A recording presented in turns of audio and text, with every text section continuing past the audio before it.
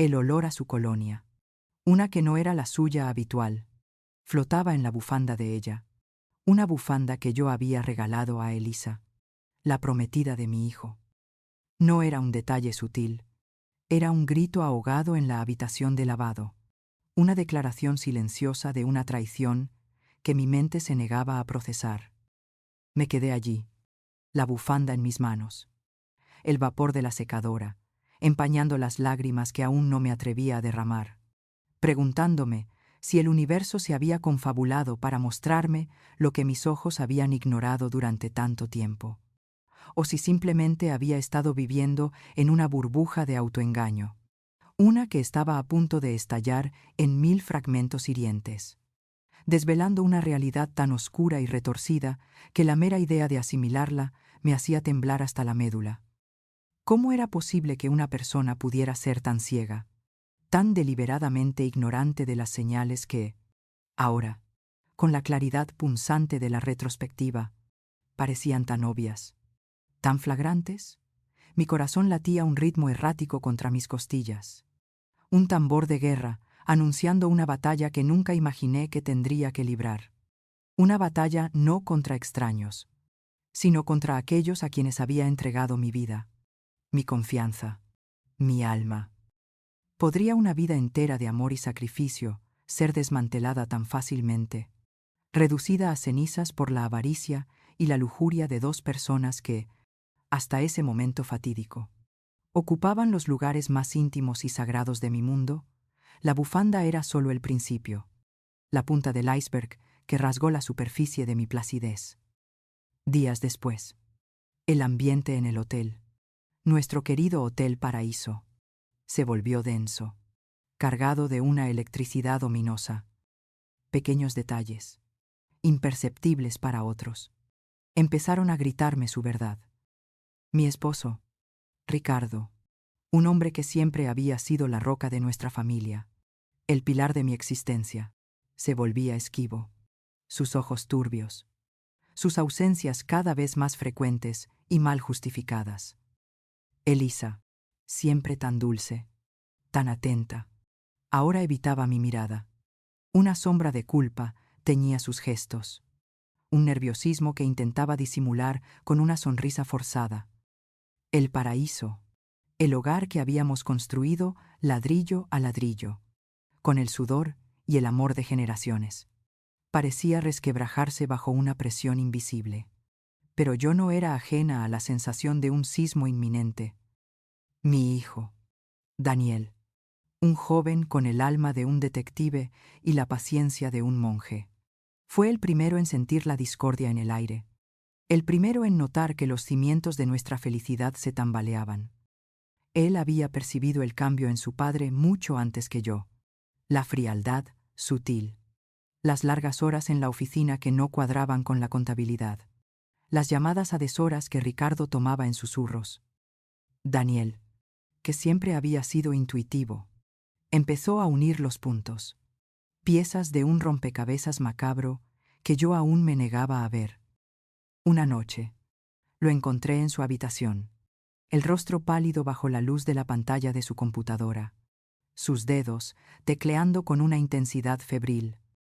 Intentó ocultar la pantalla, pero su reacción fue demasiado lenta, demasiado obvia. Una carpeta abierta, el título visible en el monitor: Propiedad y activos del Hotel Paraíso S. Ah, ¿qué haces? Hijo, pregunté, mi voz sonando extraña, lejana, como si perteneciera a otra persona. Él se sobresaltó, cerrando el portátil con un golpe seco. La tensión en el aire era palpable, más densa que la niebla de la mañana en el valle. Me miró. Sus ojos azules, tan parecidos a los míos, estaban llenos de una mezcla de miedo, ira y una profunda tristeza. Se levantó, sus manos apretando los puños, como si luchara contra un impulso de romper algo, o de gritar. «Mamá, hay algo que necesitas saber», dijo, su voz apenas un susurro, pero cada palabra resonaba con la fuerza de un trueno en el silencio de la noche. Me senté en el borde de su cama, el corazón martillándome en los oídos. La verdad, la cruda y brutal verdad, estaba a punto de revelarse. Y yo, a mis 60 años, sentí la fragilidad de una niña a punto de enfrentarse a un monstruo. Daniel procedió a desentrañar la red de mentiras, de traiciones, de maquinaciones que Ricardo y Elisa habían estado tejiendo a nuestras espaldas. Sus hallazgos eran escalofriantes, meticulosamente documentados con una precisión que me heló la sangre. Había descubierto transferencias bancarias sospechosas, cuentas secretas en paraísos fiscales, correos electrónicos cifrados que contenían planos para la venta del hotel a un gran consorcio inmobiliario. Lo más impactante fue la evidencia de firmas falsificadas. Mi firma, la de Daniel, en documentos que transferían propiedades y acciones de la empresa a entidades fantasma. Empresas tapadera, creadas con el único propósito de despojarnos de todo lo que poseíamos. Ricardo, mi Ricardo, había estado planeando esto durante meses, quizás años, tejiendo una intrincada telaraña de engaño que nos dejaría en la ruina. A mí, a su propio hijo, despojados de nuestro legado, de nuestro futuro. Y Elisa, la mujer que Daniel amaba, la que se suponía que sería su esposa en un par de meses, era su cómplice, su compañera en este vil complot. El aire se volvió pesado, irrespirable. La habitación de Daniel, que siempre había sido un santuario de risas y juventud, ahora era el escenario de una revelación devastadora. Mis manos temblaban, mis ojos fijos en los documentos que Daniel desplegaba ante mí. Gráficos, tablas, capturas de pantalla, todo irrefutable. Cada pieza de evidencia era un golpe directo a mi corazón, un desgarro en el tejido de mi confianza. ¿Cómo pudo? ¿Daniel? ¿Cómo pudo hacernos esto? Pregunté, mi voz quebrada por el dolor. Él me abrazó, sus brazos fuertes y protectores. Y en ese abrazo sentí la fusión de dos almas heridas, pero también la chispa de una nueva determinación. No podíamos permitir que esto sucediera. No podíamos quedarnos de brazos cruzados mientras nos robaban nuestra vida. El Hotel Paraíso no era solo un negocio, era nuestra historia, nuestro linaje. Mis abuelos lo habían fundado con sueños y sacrificios. Mis padres lo habían expandido con sudor y visión. Y yo había dedicado cada fibra de mi ser a mantenerlo a flote, a hacerlo prosperar. Era la herencia que esperaba dejar a Daniel, el ancla de nuestra familia, el símbolo de nuestra identidad. La idea de que Ricardo, el hombre con quien había compartido 40 años de mi vida, lo estuviera vendiendo a espaldas nuestras, para enriquecerse con una mujer que era casi su hija, me revolvía el estómago.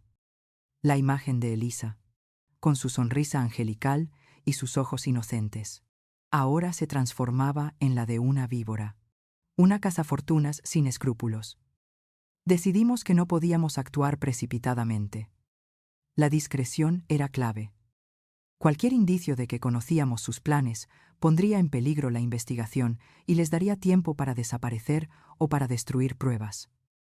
Teníamos que jugar a su mismo juego, pero con una honestidad y una estrategia que ellos jamás podrían igualar. La primera acción fue buscar asesoramiento legal, pero no a cualquier abogado.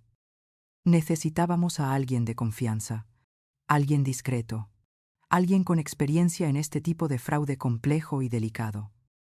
Daniel, con su astucia, encontró a la abogada perfecto, una mujer llamada Laura Benavides, conocida por su ética inquebrantable y su mente brillante.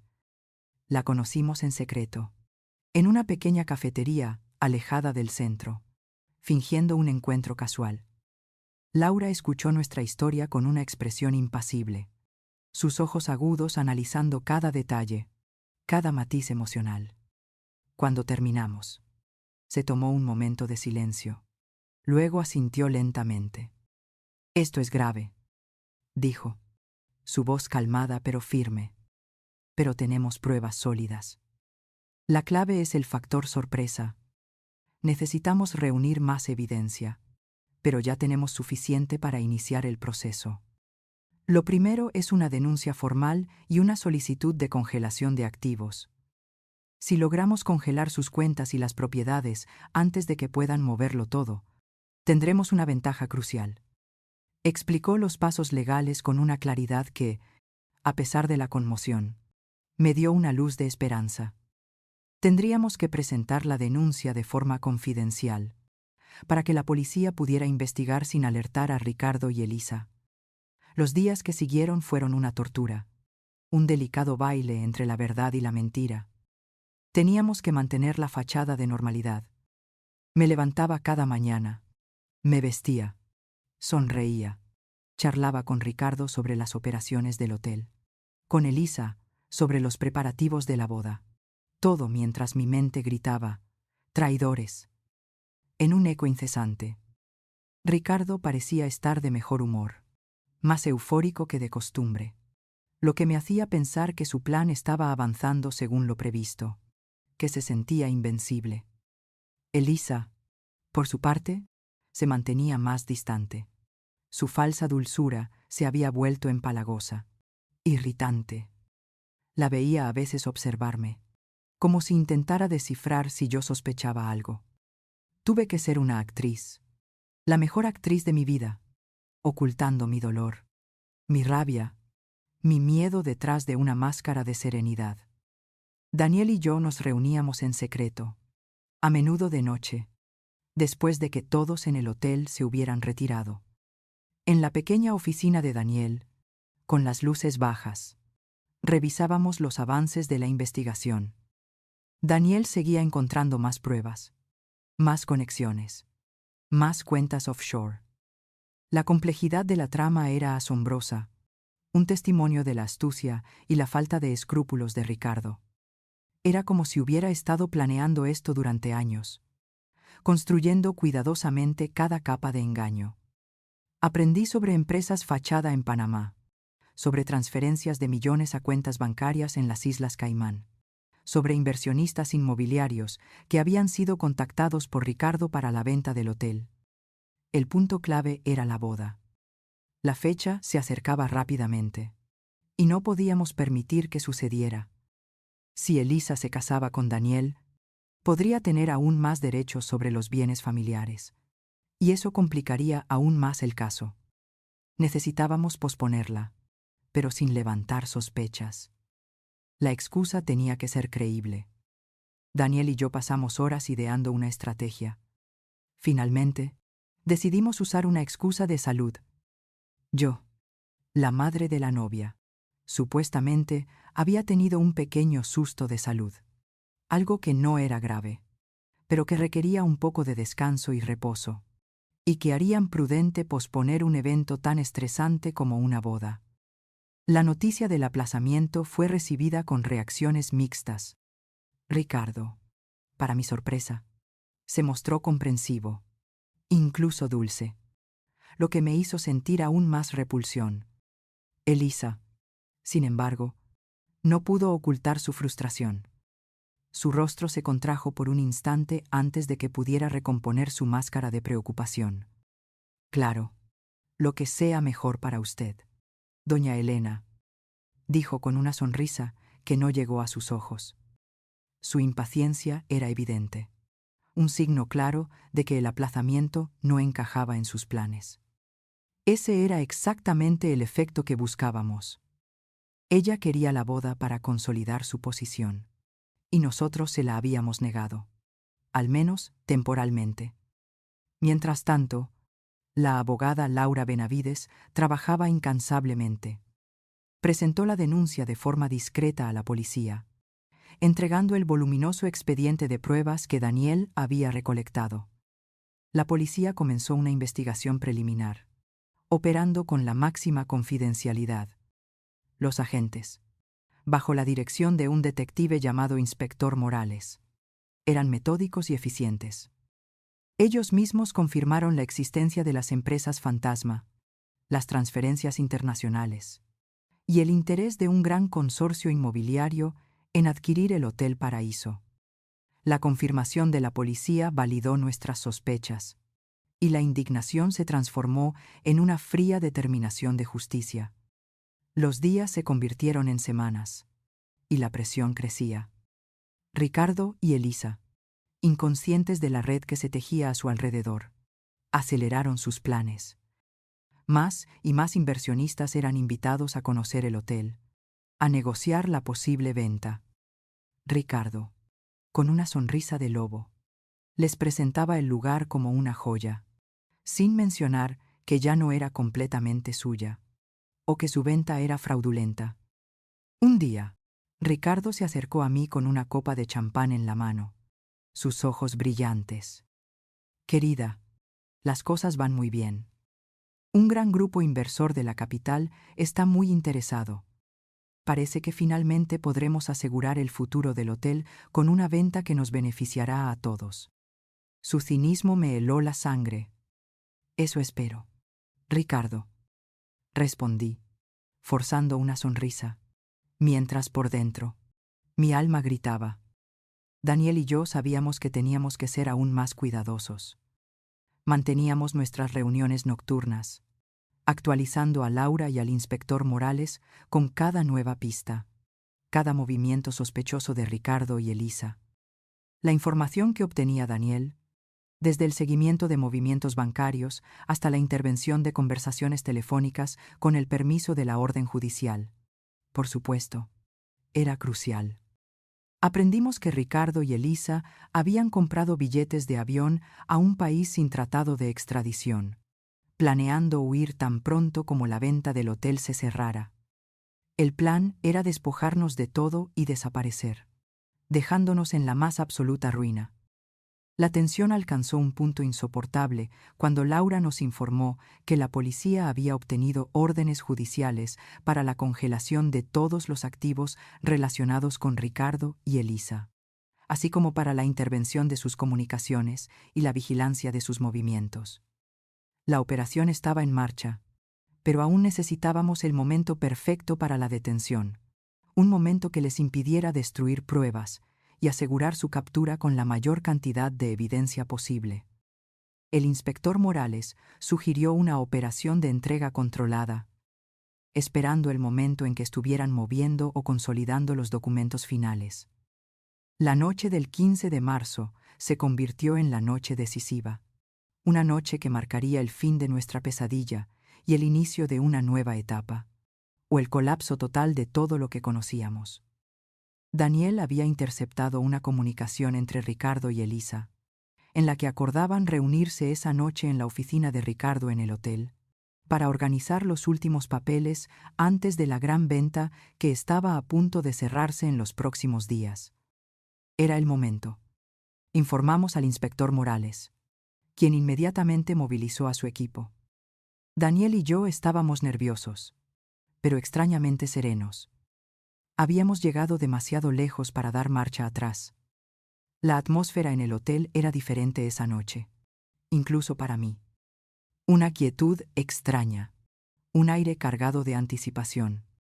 Ricardo y Elisa se encerraron en la oficina, sus voces resonando en el silencio de los pasillos, mientras Daniel, yo, la abogada Laura y el inspector Morales, con un equipo de agentes de paisano, esperábamos discretamente en la suite presidencial del hotel, nuestra propia base de operaciones. Las cámaras de seguridad, ya bajo nuestro control desde hacía días, nos mostraban la imagen de ellos en la oficina, sacando documentos de una caja fuerte, revisando papeles, guardándolos en maletines.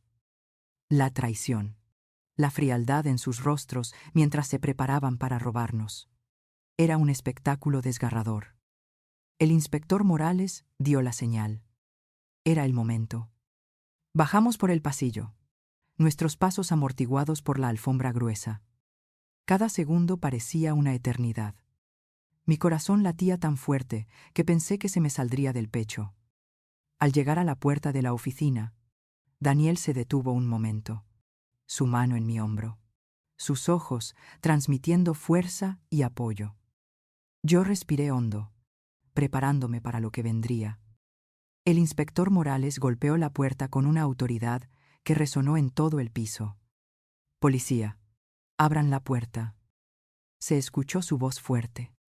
Dentro.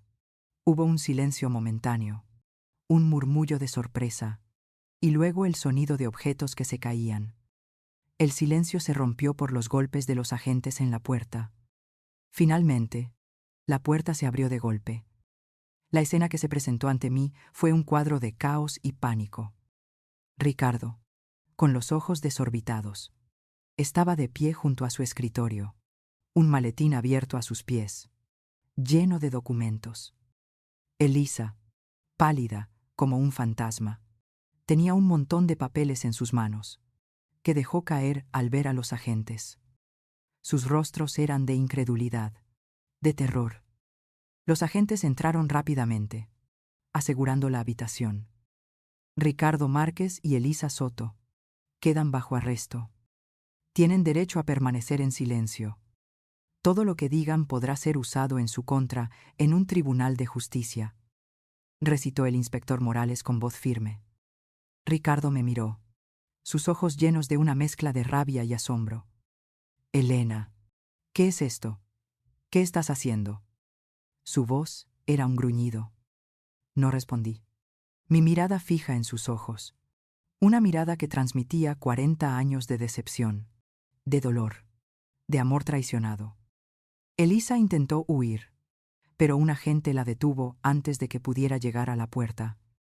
Daniel, ¿cómo pudiste?, le gritó, su voz aguda y desesperada. Daniel la miró con una expresión de dolor, pero también de firmeza. Tú eres la que nos traicionó. Elisa, dijo, su voz tranquila y llena de autoridad. Los agentes comenzaron a asegurar la oficina, recogiendo los documentos, los maletines llenos de pruebas. Cada papel, cada archivo electrónico, era una confirmación de su culpabilidad. Ricardo y Elisa fueron esposados, sus rostros desfigurados por la humillación y la derrota. A medida que se los llevaban, pasaron junto a mí. Ricardo intentó hablar, pero un agente lo interrumpió, empujándolo suavemente hacia la salida. Elisa, sin embargo, se detuvo, sus ojos llenos de lágrimas. Elena, lo siento, susurró, su voz rota. Yo no respondí. En ese momento, no sentía nada más que un vacío helado, una sensación de liberación mezclada con un profundo agotamiento. Había terminado. El proceso legal fue largo y agotador, un laberinto de audiencias, declaraciones y pruebas. Ricardo y Elisa fueron acusados de fraude, falsificación de firmas, lavado de dinero y conspiración para cometer un delito. Los abogados de Ricardo intentaron desacreditar las pruebas de Daniel, alegando que eran inventadas o que él las había manipulado por resentimiento. Pero la meticulosa investigación de la policía, con la ayuda de Daniel y Laura, fue irrefutable. Las huellas dactilares de Ricardo en los documentos falsificados, los registros bancarios, los correos electrónicos, los testimonios de los inversionistas engañados, todo apuntaba hacia ellos. Mi testimonio fue el más difícil. Tuve que hablar ante el tribunal sobre la vida que habíamos compartido, el amor que creía real, la confianza que había depositado en Ricardo, solo para verla destrozada. Cada palabra era un puñal en mi propio corazón, pero tenía que ser fuerte, no solo por mí, sino por Daniel, por el legado de mis antepasados, por la verdad. Daniel también testificó, explicando cómo había descubierto el complot, cómo había reunido las pruebas. Su testimonio fue impactante, el dolor de un hijo traicionado por su propio padre. Al final, la justicia prevaleció. Ricardo y Elisa fueron declarados culpables de todos los cargos. La sentencia fue severa, como correspondía a la magnitud de su crimen. Ricardo fue condenado a varios años de prisión, y Elisa, a una pena menor, debido a su papel secundario en la planificación, pero aún así significativa. Los activos que habían intentado desviar fueron congelados y, después de un largo proceso, finalmente recuperados. El Hotel Paraíso, que había estado a punto de ser arrancado de nuestras manos, fue devuelto a mi propiedad, libre de cargas y de la sombra de la traición. El matrimonio de 40 años con Ricardo terminó formalmente con el divorcio, un final amargo y necesario. El día que firmé los papeles, sentí un nudo en el estómago, no de tristeza, sino de la liberación de un peso que había llevado sin saberlo durante demasiado tiempo. Era el fin de una era, el final de la Elena, que había sido esposa de Ricardo. Ahora era simplemente Elena, la dueña del Hotel Paraíso, la madre de Daniel, una mujer que había sobrevivido a una tormenta y había emergido más fuerte. Los meses que siguieron fueron de recuperación y reconstrucción. El Hotel Paraíso había sufrido un golpe reputacional debido al escándalo, pero con Daniel a mi lado, trabajando incansablemente, logramos restaurar su buen nombre. Él se dedicó en cuerpo y alma al negocio, aplicando su visión moderna y su innegable talento. Implementó nuevas estrategias de marketing, modernizó las instalaciones y trajo una energía fresca al hotel. Poco a poco, el paraíso volvió a florecer, sus habitaciones llenas de huéspedes, sus pasillos resonando con la alegría y la tranquilidad que siempre habían caracterizado al lugar. Ver a Daniel tomar las riendas, con esa mezcla de respeto por la tradición y audacia innovadora, me llenaba de orgullo. Sabía que el legado de mi familia estaba en buenas manos. Mi relación con Daniel, aunque forjada en el fuego de la traición, se había fortalecido a niveles que nunca hubiera imaginado. Nos habíamos convertido en compañeros, en confidentes, en dos almas unidas por una experiencia traumática que nos había enseñado el valor de la lealtad y la resiliencia. Él se había convertido en el hombre que siempre supe que sería, íntegro, valiente y profundamente bueno. Yo, por mi parte, me permití sanar. Empecé a viajar, a reencontrarme con amistades que había descuidado, a dedicarme a mis pasiones. La vida, después de todo, seguía adelante.